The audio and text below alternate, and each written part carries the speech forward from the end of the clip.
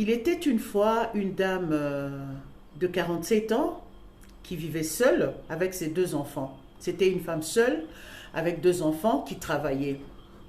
Elle a fini par faire la rencontre d'un monsieur, un monsieur responsable aussi, qui au fil du temps a proposé de l'épouser. La femme était contente, elle était d'accord. Elle était hésitante, mais elle était contente et elle a fini par être d'accord. Alors l'homme lui a proposé, la femme avait sa maison, la femme avait sa voiture, la femme avait ses biens, voilà, parce qu'elle travaillait, elle était responsable. L'homme lui a dit que, tu vois, je vais t'épouser et tout, je suis responsable, je suis africain, je suis congolais, je n'aimerais pas que tu amènes tes biens chez moi, parce que parmi les biens que tu as, il y a eu des hommes qui t'ont fait de cadeaux, etc., etc. et tout. La femme, vu qu'elle avait vraiment envie de se remarier, elle aimait beaucoup cet homme, a fini par accepter. Et ils se sont mariés, ils sont allés, ils n'ont pas vécu un long moment de fiançailles, hein. Une année et 7 mois et tout. Ben, ils ont fait ample connaissance et tout, et ils ont fini par se marier. Ils se sont mariés, ils ont commencé à vivre. Après 2 ans et 3 mois, la femme a constaté que l'homme n'était pas le même et tout. L'homme qui la chérissait, l'homme qui était gentil, sympa et consort, qui lui a promis ciel et terre, qui était très gentil avec ses enfants, devenait grincheux, colérique et consort et tout. Alors la femme, elle est habituée à être seule, responsable de ses enfants, de sa maison, a essayé de parler à l'homme. Tu m'as trouvé à l'âge adulte. Ma parole aussi doit compter dans le ménage. Tu ne dois pas commencer à me parler comme si j'étais un enfant, à m'obliger, à me dicter des choses. La soumission que j'ai vis-à-vis de toi ne demande pas que je devienne comme un objet. Moi, je n'accepte pas ceci, cela, patati patata. L'homme était contre. Alors, ça a commencé au bout de 2 ans et 3 mois. La femme a supporté. Ils ont eu à faire 3 ans et 4 mois. La femme a dit, je ne peux plus en tout cas, je veux te quitter.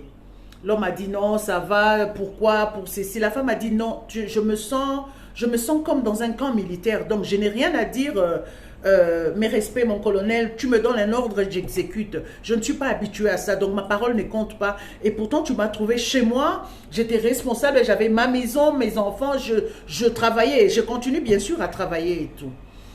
Alors l'homme ne changeait pas, la femme a dit non, je demande divorce. La femme a demandé divorce. Elle a quitté la maison de ces messieurs-là avec ses habits, avec ses enfants. L'homme a dit, c'est ma maison, c'est mes meubles, parce que ils étaient mariés sous le régime de biens réduits aux acquets, voilà. Comme c'était de grandes personnes, ils avaient chacun ses biens avant et tout. Mais est-il que la femme, quand elle avait quitté sa maison, elle a dû partager ses biens. Elle a vendu quelques biens, mais l'homme l'avait exigé de partager. Donne un membre de ta famille à tes amis, parce que parmi ces biens, sûrement il y a eu de cadeaux donnés par d'autres messieurs et tout. Alors quand ils ont divorcé, l'homme a martelé là-dessus. Elle est venue habiter chez moi. Elle m'a trouvé déjà avec des meubles et consorts. Elle n'a pas contribué à l'achat de tous ces meubles et c'est ma maison. La femme a quitté cette maison rien qu'avec sa valise et ses enfants. Elle est allée reprendre la vie à zéro. Elle est allée chercher une maison à louer. Elle a commencé à acheter le meuble et tout. C'était difficile pour elle parce qu'elle avait déjà 49 ans presque. Elle s'est mariée à 47 ans et demi. Elle avait presque 49 ans. Elle a repris la vie à zéro. Elle qui était bien stable. Elle avait sa jolie maison, ses beaux meubles. Elle avait tout. Elle était une femme très classe. Elle avait sa voiture et consort et tout. Alors cette histoire, je ne l'ai pas inventée. Ça s'est passé tout autour de moi. Alors ça m'a interpellée moi aussi, étant une femme seule. Que ça interpelle aussi mes sœurs qui sont seules.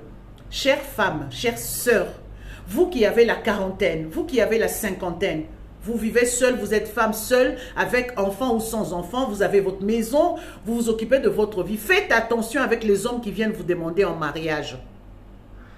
Le mariage n'est pas la fin du monde. Je ne suis pas en train d'inciter les femmes à ne pas se marier. Mais au départ de nos cultures africaines et congolaises précisément, la femme a beaucoup de valeur quand elle est mariée. Mais il s'avère que sur le marché, sur le terrain, nous voyons le contraire. Plusieurs de nos sœurs sont dans le mariage, elles sont très malheureuses. Mais elles se frappent la poitrine parce qu'elles sont dans le mariage. D'autant plus que le mariage ajoute un plus dans la vie d'une femme. Une femme mariée et une femme qui n'est pas mariée n'ont pas la même valeur dans notre culture. Et pourtant, ce n'est pas ça. Alors, je vous conseille seulement de faire attention avec les hommes qui viennent nous proposer le mariage. Souvent, et ce qui s'est fait couramment ces derniers temps, les hommes, ils te voient de loin, ils sentent que tu es responsable et bien casé et qu'on sort. Ils viennent te demander en mariage pour te réduire en miettes. Donc faites attention avec les hommes que vous acceptez en mariage. Quand vous avez déjà 45 ans, 47 ans, 50 ans, 55 ans. Vous avez déjà, si vous sentez que vous avez une certaine stabilité, si vous savez que vous pouvez vivre seul, vous êtes heureuse, en tout cas continuez votre vie. Mais si vous sentez qu'il y a un manque et que vous ouvrez votre cœur à un homme, que ce ne soit pas un mariage seulement de cœur, que ce soit un mariage fait de cœur et de cerveau. Qu'est-ce que je veux dire par là? Fait de cœur et de cerveau. Le cœur est amoureux. Vous êtes amoureux et tout, mais ne devenez pas aveugle. Que votre cerveau vous dise de faire des concessions. N'oubliez pas ces termes, des concessions. Du genre, vous êtes là, un homme vient vous proposer en mariage. Avant de signer, avant d'aller devant l'officier de l'état civil, avant d'aller à l'église, faites d'abord des concessions. Je ne suis pas un enfant. Parce que la maison dans laquelle votre monsieur vous amène, il pense qu'une femme n'a jamais été dedans, à moins qu'il achète nouvellement sa maison et il achète tout le meuble, que ça soit nouveau, aucune femme n'a jamais utilisé. Qu'un homme ne vous induise pas en erreur en vous demandant de vous débarrasser de tous vos biens, soit disant que les autres hommes vous ont donné 2 cadeaux et on est des Africains, moi je ne peux pas utiliser des choses qu'un autre homme a donné à ma femme, à ma future épouse. Ne faites pas cette erreur-là de vendre vos habits, de vendre votre voiture, de vendre vos meubles si vous avez une maison chic. Faites des concessions du genre, tu amènes quelques biens choisis, tes biens qui sont, auxquels vous êtes attachés. Moi aussi, je veux voir dans tout ce que j'ai, qu'est-ce que je peux amener au mariage. Parce que rien ne vous garantit que ces mariages peuvent durer. Vous pouvez aujourd'hui être amoureux d'un homme. Oh, tu sais, vous savez, chez nous, il y a un adage qui dit « Nzete tengama ». Nous étions ceux qui s'y étaient amis et comme ils étaient amis pour nous redresser c'est difficile. À force à rejoindre nous étaient amis koluka ko nyolo sango okoki ko bukango, c'est ça.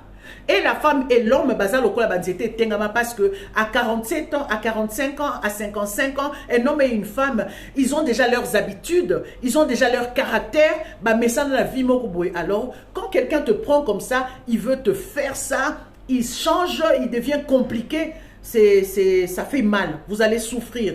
Donc avant de vous engager à une relation, quand vous avez la quarantaine, la cinquantaine, vous avez vos enfants, vous êtes responsable de vous, vous avez votre maison, votre vie, faites attention, n'acceptez pas les gens de chantage que je ne veux pas de tes biens parce que les autres hommes t'ont donné des cadeaux, n'acceptez pas.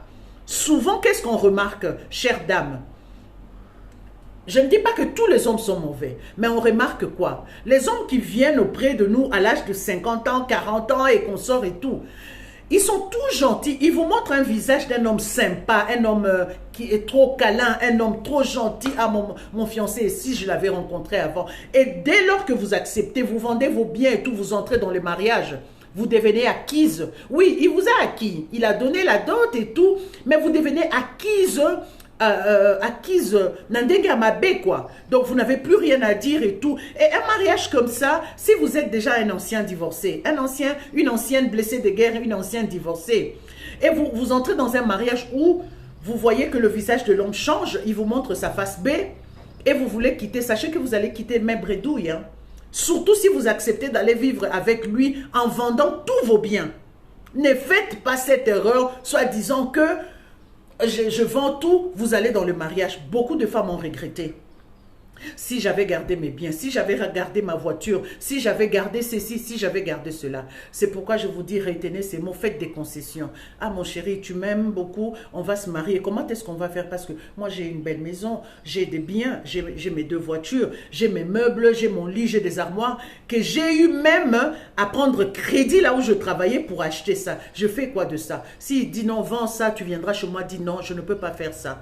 La femme que tu souhaites épouser, tu ne m'as pas trouvé vierge. Donc les autres hommes, j'ai vécu avec un homme, le papa de mes enfants. Ou bien avant toi, j'ai eu 4, 5 hommes. Avant toi, c'est la vie, c'est le parcours de la vie. Maintenant, alors si tu m'exiges comme ça de vendre tous mes biens, soi disant que dans ces biens-là, il y a eu des cadeaux des hommes. Alors, il faut exiger aussi que tu épouses une femme vierge à 45 ans, à 50 ans. Or, tu m'as trouvé avec mes 2 enfants, avec un enfant, alors pas assez d'exigence en tout cas. Faites attention. Pourquoi? Parce que chez nous encore on dit baebaza libanda bazo lukaba kota. Baebaza na kati ya mabala bazo lukaba bima. Alors faisons attention. Quand vous avez déjà un certain âge, vous êtes déjà assis.